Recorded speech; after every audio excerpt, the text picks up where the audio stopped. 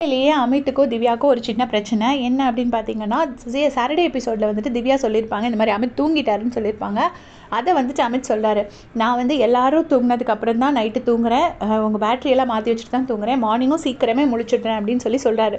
சொல்லும்போது திவ்யா சொல்கிறாங்க, உங்களை மார்னிங்கே முழிக்கணும்னு எந்த ரூலும் கிடையாது, கேப்டன்னா மார்னிங்கே முழிக்கணும்னு எந்த ரூலும் கிடையாது அப்படிங்கிற மாதிரி திவ்யா சொல்கிறாங்க.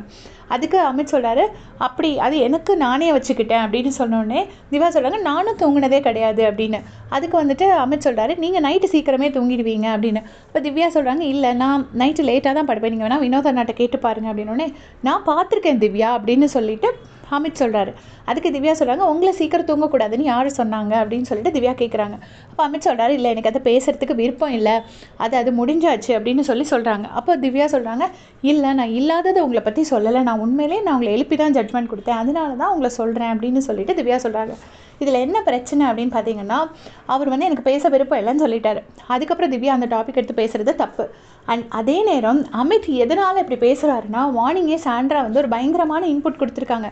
திவ்யா வாண்டடாக ட்ரிகர் பண்ணுவா, போய் சண்டை போடுவா அப்படின்னு சொல்லிட்டு கொடுத்துருக்காங்க. அந்த ப்ரீகன்சீவ்ட் நோஷனோட தான் அமித் வந்து பேசுகிறாரு.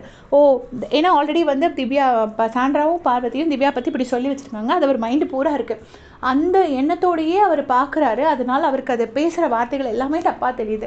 சேம் டைம் திவ்யாவுமே என்ன பண்ணணும்னா, அவர் பிடிக்கலன்னு சொல்லியாச்சுன்னா அதோட விட்டுறணும். அதுக்கு மேலே அந்த டாப்பிக்கை நம்ம ரீஓப்பன் பண்ணி பேசக்கூடாது. அவங்க என்ன பண்ணுறாங்கன்னா, திருப்பூர் டஸ்ட்பின் டாபிக் எடுக்கிறாங்க. உடனே எனக்கு பேச வேண்டாம் திவ்யா, நீங்கள் காஃபி குடிக்கல, அதனால தான் நீங்கள் ஒரு மாதிரி இப்படி பிஹேவ் பண்ணீங்க, நீங்கள் முதல்ல போய் காஃபி குடிங்க அப்படின்னு சொல்லிட்டு அமித் எந்திரிச்சு போயிடுறாரு. திவ்யா சொல்கிறாங்க, உங்களால் கிரிட்டிசிசம் அக்செப்ட் பண்ண முடியல அமித்.